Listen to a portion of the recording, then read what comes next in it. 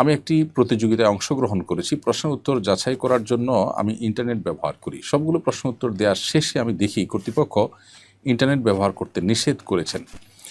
আমি সেই প্রতিযোগিতায় নির্বাচিত বিজয়ীদের একজন নির্বাচিত হই। এখন আমার জন্য পুরস্কার গ্রহণ করা জায়েজ হবে কিনা? প্রিয় দর্শক, একজন ইমানদার তিনি আমানতদার হবেন।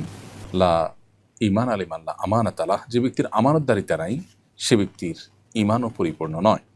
এ হাদিসের আলোকে আপনার যে নীতিমালা অনুসরণ করে প্রতিযোগিতায় অংশগ্রহণ করার কথা ছিল সেটি আপনি লঙ্ঘন করেছেন। যদিও উচিত ছিল আপনার আগে থেকে জানা যে কী নিয়ম আছে না আছে। যেভাবে হোক আপনি সেটি জানতেন না, এবং যেহেতু কর্তৃপক্ষের অনুমোদন নেই এবং অন্য প্রতিযোগীরা এটি মেনটেন করে প্রতিযোগিতা অবতীর্ণ হয়েছেন সেটাই স্বাভাবিক। সো আপনি এই ফ্যাসিলিটিসটা নেওয়া, এর মানে হলো আপনার এই প্রতিযোগিতায় অংশগ্রহণ করাটা অবৈধ হয়েছে, ইলিগাল হয়েছে, অন্যায় হয়েছে।